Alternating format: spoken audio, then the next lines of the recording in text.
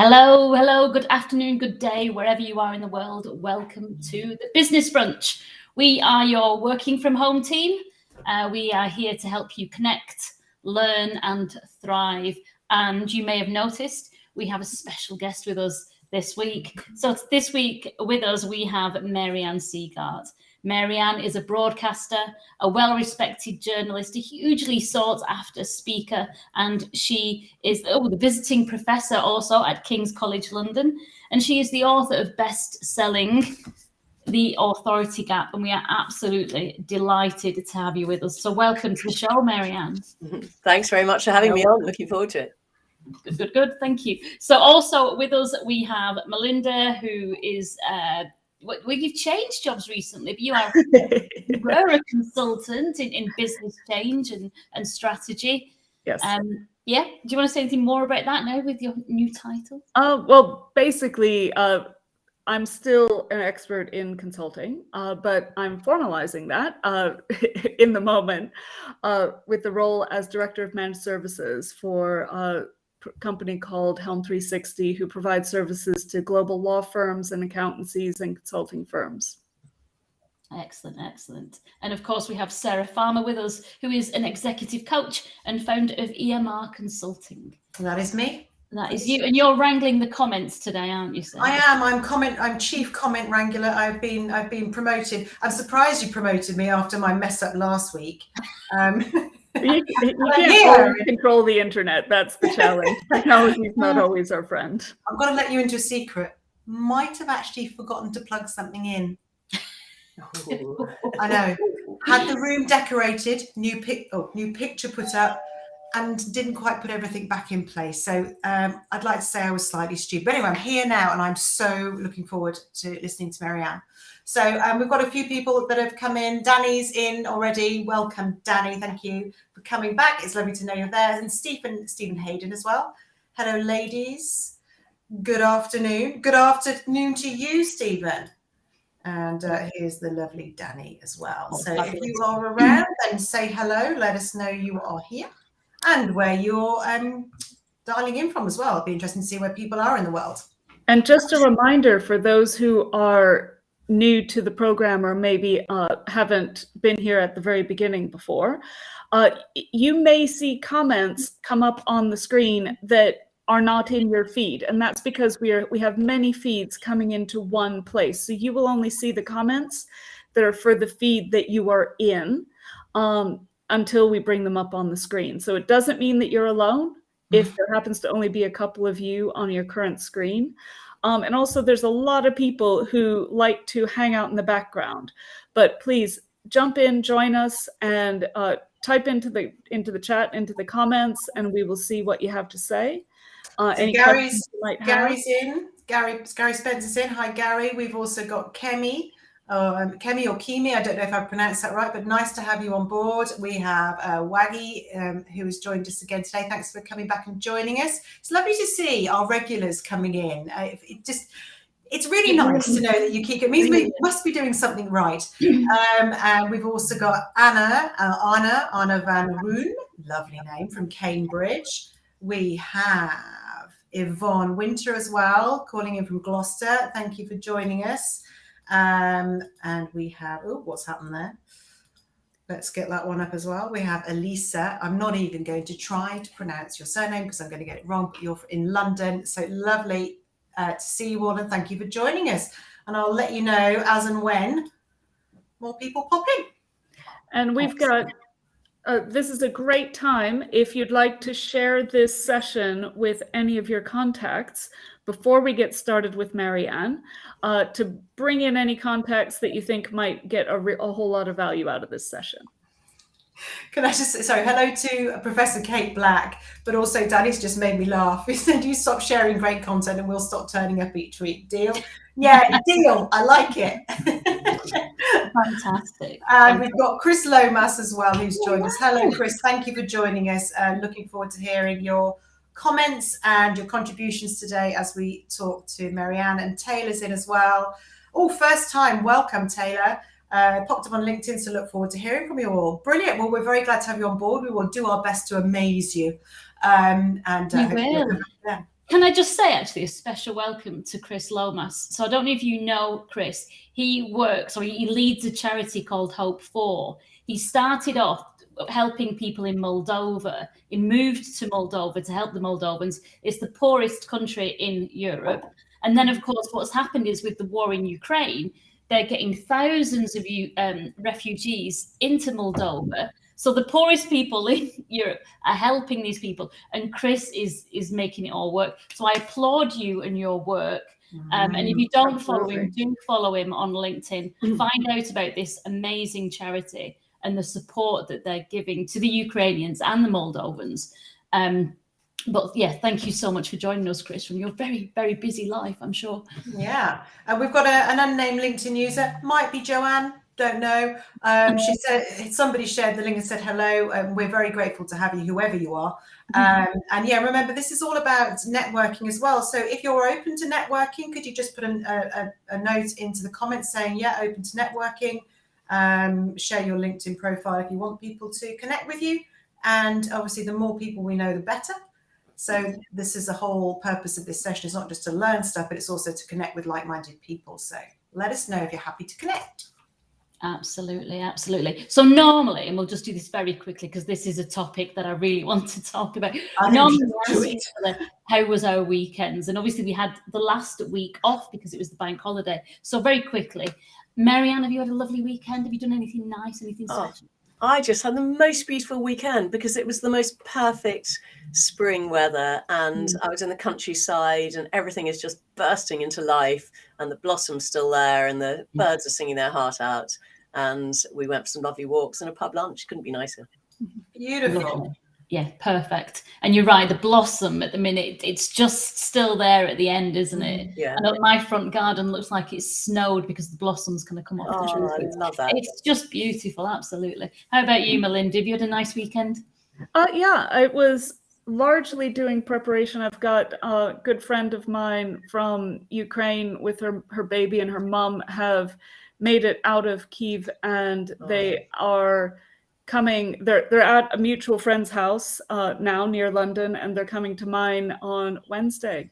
So brilliant. we're getting ready for that, and doing some searching and proactive searching to find them a flat in the area around me, which is where they want to settle for now.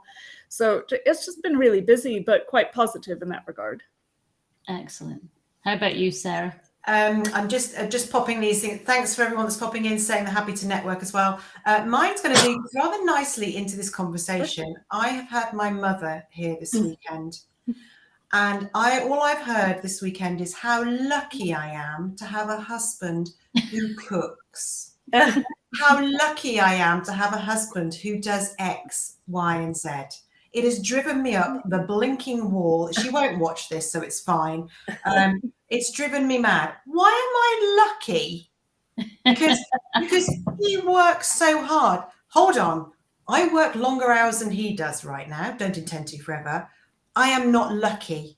This is a partnership. And with that in mind, help me, Anne. Help me out, Marianne. Because I did feel like I was going to lose the plot slightly this weekend. One of the things I beg is for men to do an equal share of the unpaid work, because that really holds us back. And in fact, I dedicated the book to my husband, Di, and I call him the unlikely feminist, because way back in the 80s when we first met, he was up for doing everything absolutely equally. And he has, he's done that all the way through. We've raised the children equally as a team. And it was very unusual in those days. So I am grateful, actually. Yeah, I'm not feeling so grateful. I just feel, why not? It's, just because I'm female and he's male, it doesn't make any sense to me. But what's interesting is the old mindset of the previous generation is, wow, this never happened to us. So we can see where it comes from. But yeah, I mean, over to Vanessa, who's got a barrage of questions for you about this topic.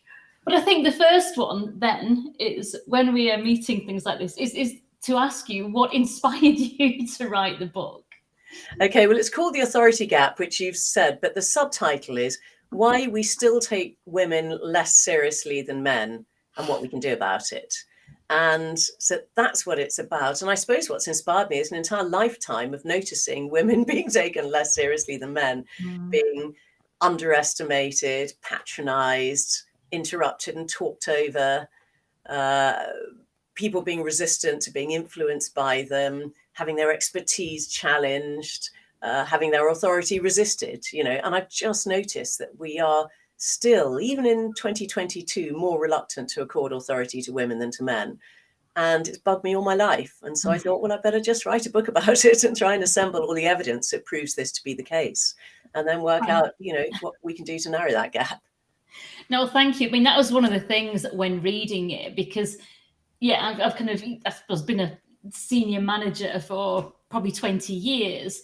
But in meetings, quite often, I would put forward an idea and nothing would happen. And then the conversation would carry on. And then somebody else, male, would then put forward that same idea. And then everyone was like, oh, that's a great idea, and start talking about it. And I read your book and found that actually it's happening to women all around the world. Absolutely. And what happens is, this is such a common phenomenon. And we tend to beat ourselves up about it individually when that happens. And we think, oh, maybe I wasn't confident enough, or I wasn't articulate or eloquent enough. No, you were just too female. I mean, there's a fantastic academic study which proves this point. And I think, it should actually cheer us up, at least to understand that it's nothing personal in our own behavior. It's the way the system works and the way that people perceive us. So what these researchers did was they set up actually a mixed sex group of people, ostensibly to decide a child custody case.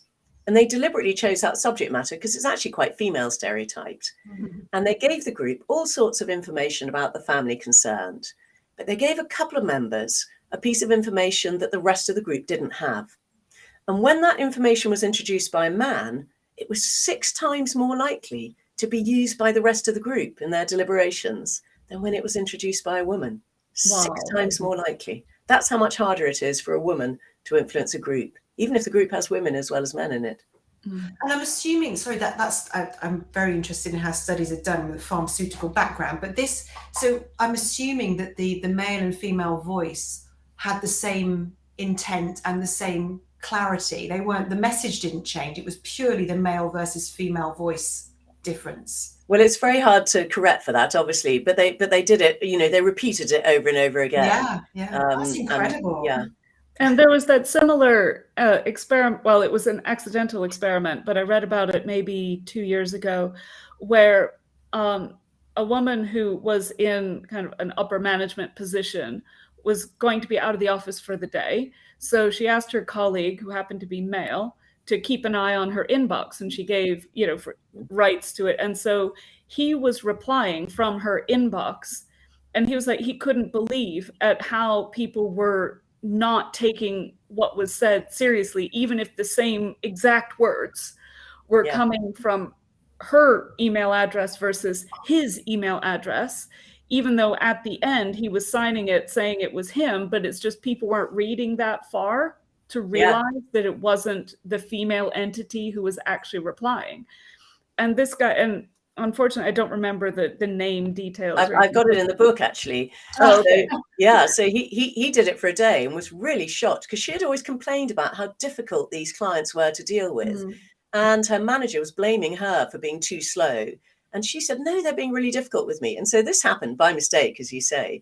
And so they decided as an experiment to swap email signatures for 2 whole weeks just to see. And sure enough, he found it incredibly frustrating and belittling and irritating and hard work.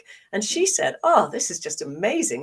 These have been the 2 best weeks of my working life, signing off as a man. That's incredible. Can I just bring up some of the comments that are coming? We've got quite a few just to catch up. Robert says gender equality begins at home. It didn't begin in my home this weekend, but never mind. Leon, but it does when your mom's not there, and that's what's important. Yeah, true. From Dubai, open to networking, and we have Robert saying excited to hear Marianne today. Just finished reading her amazing book. Fabulous. Oh, good. And it's important to say, isn't it? I think that we're talking about this as if it's all men that do it all the time, and actually most men consciously would choose not to. And I'd love to know your thoughts on that, because there's an unconscious bias towards it, and also probably a culture thing as well. Maybe there are industries where it's more prevalent than others. But Mark says, definitely an old mindset. My father-in-law can't cook, doesn't do washing, doesn't do anything that is domestic. He should live with my mother.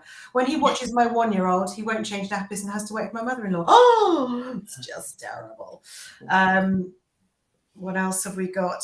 Rachel's open to networking, so happy to hear all this lunchtime. Waggy is saying it is a culture issue. I do respect women's rights. Yeah, and we're not saying all men don't at all. This isn't about a man bashing session. Might end up as one, but it's not meant to be. Yeah, when they become mums, a future build-up culture needs to them to carry on this mission. Okay, and unfortunately, I have to leave at 1. I have a question for Marianne. Firstly, I loved your book and the work you do. Wondering what can be done for companies to start sharing their gender pay gap report and take action. Do you want to answer that now? Yes. Well, just to say, there is evidence that actually measuring your gender pay gap helps to narrow it, or at least, I mean, I think it gives you the motivation to narrow it. So companies that do gender pay gap reports do tend to achieve progress in narrowing the gender pay gap. So it's definitely worth doing. Okay, and we've also got a question from Danny as well. He has comments. This isn't about me and my thoughts. What do we need to do to ally correctly? There's so many things that men can do to be good allies, and we will really notice and appreciate it. So thank you for offering, and please do it. So first of all, I think when a woman speaks up in a meeting, affirm what she says, because men are much more likely to affirm what other men say than to affirm what women say. And actually, by the way, women aren't all that good at affirming what women say either. And therefore, both genders, I think, need to affirm what women say at meetings, so that we don't have this thing of a woman making a point and no one taking any notice, and then a man taking credit for exactly the same point 10 minutes later. If a woman gets talked over or interrupted, then you as an ally can say, oh, hang on a minute, I was really interested in what Vanessa was saying. Or indeed, if a man repeats what Vanessa says later, you can say, oh, I'm so glad you agree with what Vanessa said earlier. I think become aware of your own unconscious bias, which I'm sure you're not doing deliberately, but is very common in both men and women. So 70% of men will evaluate a man more highly than a woman for achieving exactly the same goals. 70% of men. And that's because you tend to suffer from what's called affinity bias. You prefer people like you without necessarily realizing it. And so you will tend to mark a man more highly than a woman, and often more likely to want to hire or promote a man than a woman, just because he reminds you of you, you feel more comfortable with him, he feels like a better fit. And you have to get over that sort of bias. But I think calling out sexism when you see it happening, particularly to other, when other men are doing it in an all-male environment, one man says something sexist. I think if you can call it out, that is really helpful, because we're not there to do it. And I think, it's a bit like racism 10 or 20 years ago, when a group of white people might feel it was safe to make a casually racist joke, with no people of color around. Now they wouldn't, because they know that other white people would say, hang on a minute, you can't say that. And I think that we need to make sexism as unacceptable as racism. And it's men who need to help us do that. It is. What you were saying, though, is interesting, because it's women need to do it as well, because we are also biased against women, aren't we? And you've got a whole chapter about this in the book. And I capture myself doing it, and I put a post on at LinkedIn, and I said, I'm not calling you a sexist bigot, but because I do it, and obviously not when kind of you're looking at CVs, because you're being aware then, and you're making sure that you aren't attaching any bias. But I think just naturally in general everyday conversation, maybe we don't have that affinity bias, but we still, as women, because we've been taught all our lives, afford more authority to men. That's right. Women do it too, because we've all been brought up in the same world in which men are basically still in charge, and therefore it's so much easier to associate male with authority than female with authority. And we've probably grown up in families in which our father earned more than our mother, maybe worked more than our mother, maybe had more authority at home than our mother. And so that's the bias, that our our sort of unconscious brains are still feeling. But we have to notice when it happens and then correct for it.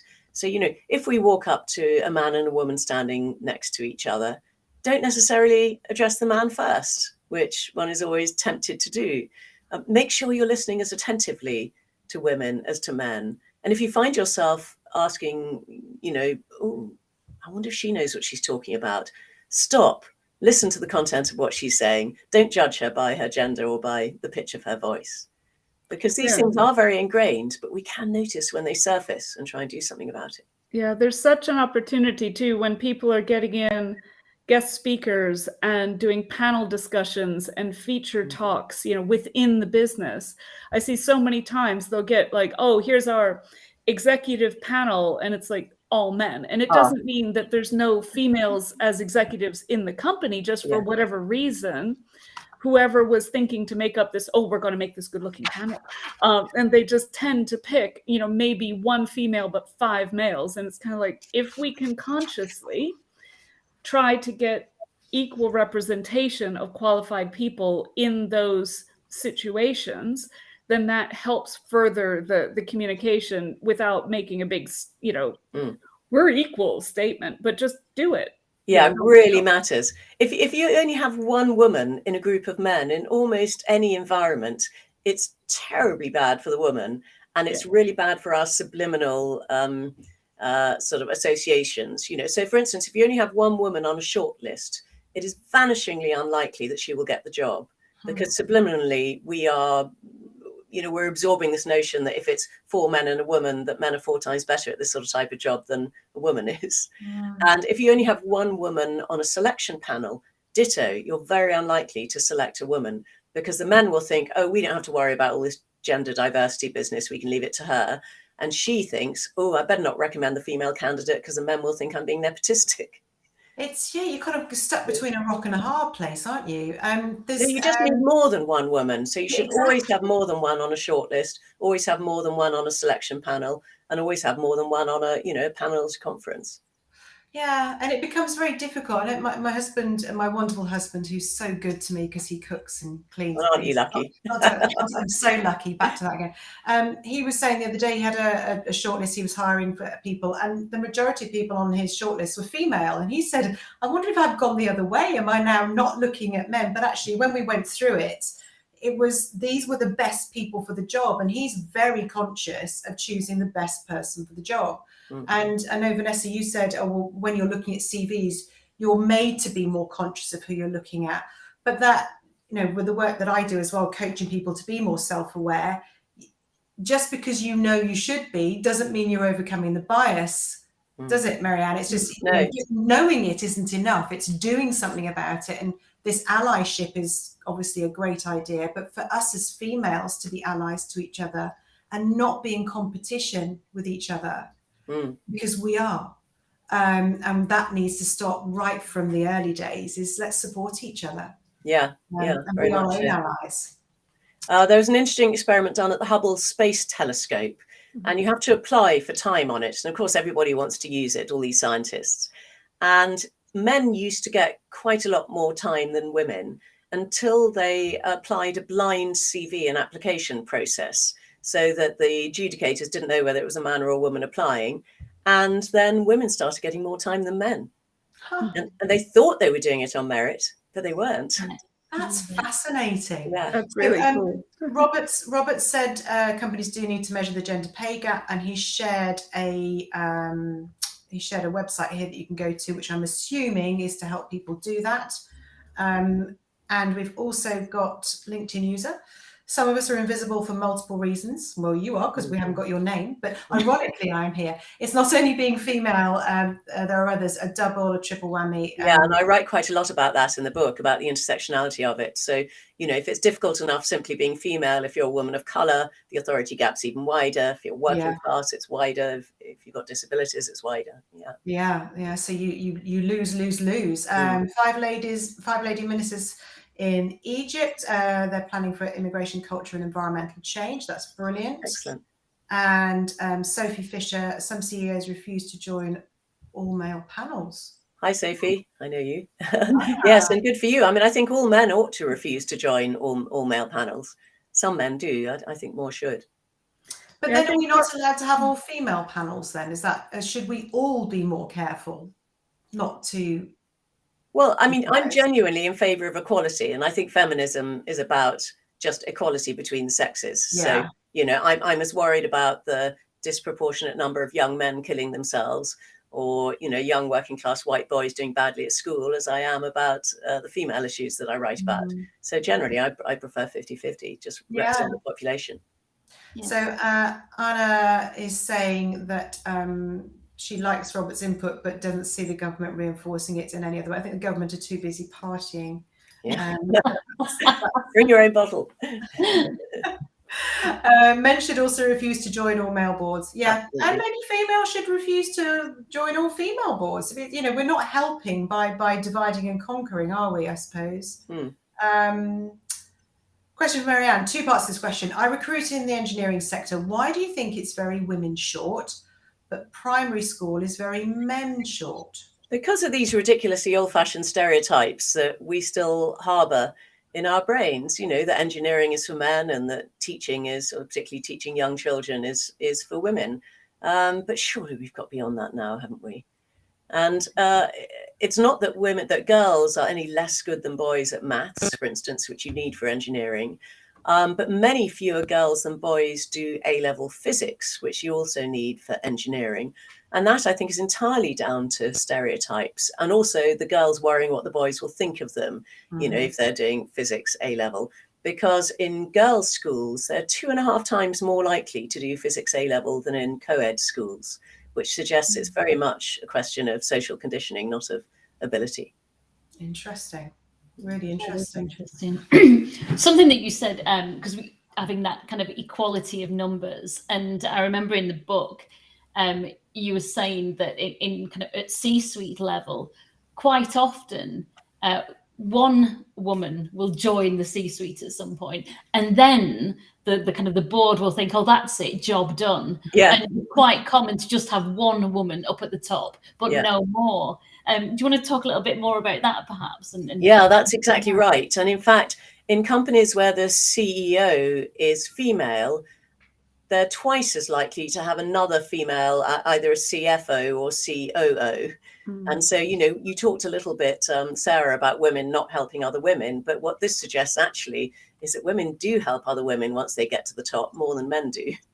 Good. And again, it's very uncomfortable to be the only woman in a you know, a C-suite or whatever it is full of men. So I think those male-dominated organizations ought to try and recruit a few more.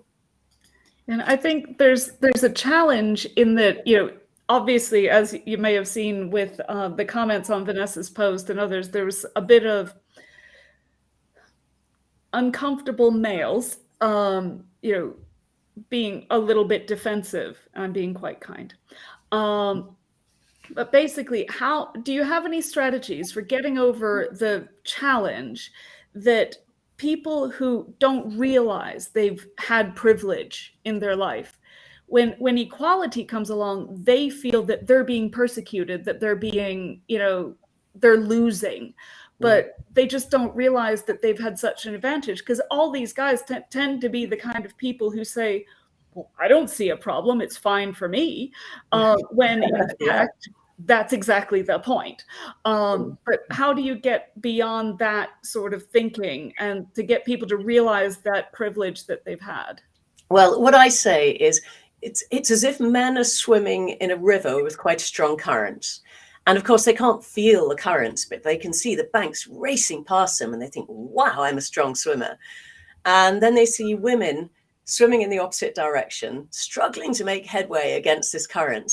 And they think, well, they're clearly just not as good at swimming as I am. So I use that as an analogy. So what I would say to the men is, A, read the book, because there is so much evidence there proving that this bias still exists and that you've got a current going in your direction and women are swimming against it. But B, actually, one of the most cheering things I discovered in doing the research was that more equality is not a zero-sum game. It's actually a positive sum game from which men gain as well. And you would think it was like a seesaw, you know, women rise, men fall, but it's not like that at all. So there's a huge amount of academic research that shows that both in more gender equal societies and in more gender equal relationships, going back to the beginning of this conversation, in which the men and women in a straight relationship at least share the chores and the childcare pretty equally, not only are the women happier and healthier, which you might expect, and children are happier and healthier, and they do better at school, and they have fewer behavioral difficulties, and the girls are more ambitious, and the boys are less likely to be violent, but the men themselves are happier and healthier. And so they're twice as likely to say they're satisfied with their lives, half as likely to be depressed. They tend to drink less, smoke less, take fewer drugs, get more sleep at night. And here is the absolute clincher for any of you guys watching. They get more frequent and better sex. It's a win for everyone. They're the lucky ones, not us. Yes. There you go. If that isn't great for equality, I don't know what is. Fabulous. Yes, gender equality is a concern for men. This is right. Yeah, it is. And Lisa is a data queen. So she works a lot. I know Lisa well. She works a lot in male environments. Her question is, the challenge is also, why would any woman join an all-male company when we know it's going to be so hard? But then how do we affect change? Well, yes, I mean, it's certainly true that more than 60% of women will say that before joining an organization, they will look at the upper ranks and see how equal it is. And they're much more likely to join an employer who they think has reasonable equality already. And so it's a bit chicken and egg. I mean, what that means is that if you are more equal as a company, you've got a far bigger talent pool to choose from, because more women are going to want to join you. So it is very much in your interest in terms of the sort of quality of the people you're going to be able to recruit. If you're all male. Talking of quality, where you've been told by a recruiter that they need a bird for the role, I would suggest that this is not a quality employer or a quality recruiter. No, How disgraceful. That's terrible. Absolutely disgraceful. Sophie, men who attend conferences and questions can also preface questions with a comment about an all-male panel. Just call it out. Yeah. Do you know, I once was at a conference and there were 2 all-male panels in a row, and it happened to be on International Women's Day. So I just tweeted, goodness, 2 all-male panels in a row on International Women's Day. Surely, and one of them was economists. I said, surely they could have got a female economist. There are lots of great women economists out there. And a man who I didn't know replied, if that Sieghart woman were my wife, I would abuse her. Yeah. Wow. And all I had done was draw attention to the fact that there were no women on a panel, and he wanted to beat me up. Well, he went to the immediate threat response, didn't he? Yeah. Which says, and when that happens, it shows we've got something to hide. Yeah. Twitter is a foul place for women, isn't it? Danny has made a long comment, but we're going to stick with it. I might have to read it off the whole screen, though. Let's try again. Okay, there are biases that indicate that some traits are feminine and some are masculine. For example, caring, nurturing, etc. are judged as feminine. As these are views as inherent, not learned skills that women have, their value is also, I just need to come off that, their value is also, God, where's it gone? Perceived as less, resulting in very low paid roles for female carers, teachers, etc. It's these biases that need addressing. Yeah, I completely agree. And the problem is that because of these biases, life is made much harder for us women at work, because we have this bias that tells us that women ought to be nurturing and gentle and kind and caring and compassionate and unselfish and unthreatening and uncompetitive. When a woman starts to behave as confidently and as assertively as her male colleagues, which you have to do in order to be taken as seriously as them, we quite often recoil and we find her dislikable, and we start using words about her like abrasive or strident or aggressive or bossy, overbearing, bitchy, ball breaking, scary, all these adjectives that are never used about men, showing exactly the same character traits.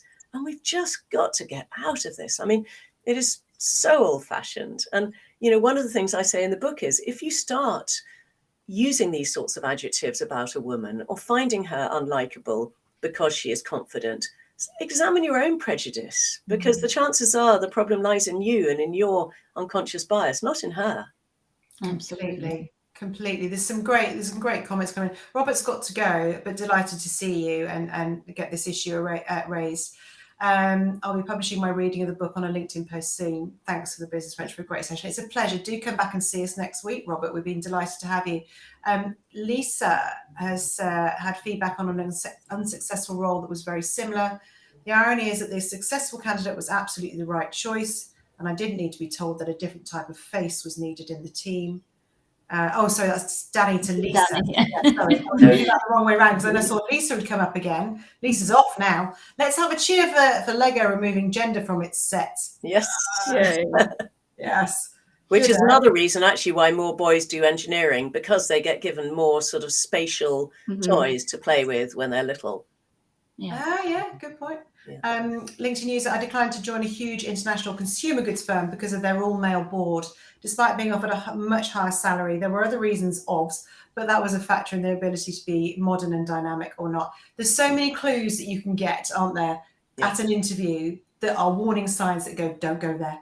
Don't go there. It's when we choose to ignore them and then end up in them and then get annoyed by them. And you think, well, the warning sign was about 5 months ago. I think if you join at the top in a very senior role, it's, you're in a better position to change the organization and have a positive influence in inviting more diversity. But it's very difficult to change an organization if you're not at the very top, but if you are going to accept a role and you are going to be only female in there, I think you would question, maybe if you're younger, do I want this fight? Because it's going to be a fight. And I think maybe when you get to kind of our age, kind of 20, 30 years into our careers, we think, you know what, I can go somewhere easier and do something that would be more joyous. Because I've had 20 or 30 years of battling. I'm quite good at that, and I've kind of don't need that anymore.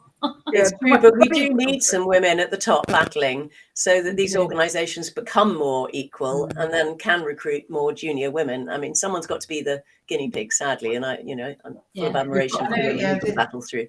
Yeah, 21-year-old me was the first female ever hired in a department, and was told, like, in the second interview, that the only reason I'm hiring you is because HR said I had to.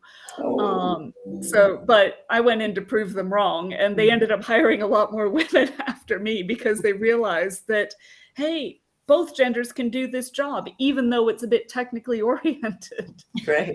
So I think I was lucky in that I was able to help effect change. And even though the manager at the time had his head firmly in the past, the rest of the team were really strong and supportive, and that's what made the difference. That's what made it not a bad situation, because all the other guys were saying, oh, hey, you're really getting this, you're learning it, you're doing well, and telling the boss that. So I think it can work if you have that grassroots support, even if you're more junior. It is going to be a hard job, though. And you do have to be ready to accept that you're going to get some of the crap comments from the people who are still in the past. I think we have Rachel's, sorry, can I just finish? Because Rachel's comment was too big to go on the screen, but what she's saying is, we have this bias at home with our children, and we do it without even thinking, don't be a girl's blouse, don't cry like a girl, and all this sort of stuff. And she said, needless to say, I don't stand for this at all. I'm actively encouraging equality in our home in the hope that I'm helping our sons to actively support women's voices. Good for you. Good. Yeah, we can all make a difference at every stage, can't we? Yeah, and it starts so young. It's really depressing how early it starts, this sense of sort of male superiority that both boys and girls absorb from the age of about 6. It's tragic. Yeah. From the day we're born, we're getting the information into our brains telling us what is true, and we believe it. But it isn't true. Girls actually outperform boys at every single academic level, right up to PhDs.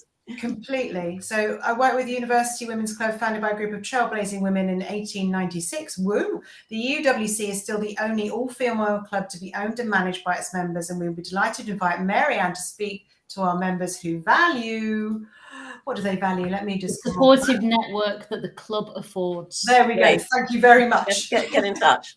Get in touch. I'm sure Mary-Ann will be delighted. I know we're running out of time, Vanessa, so I will hand back over to you.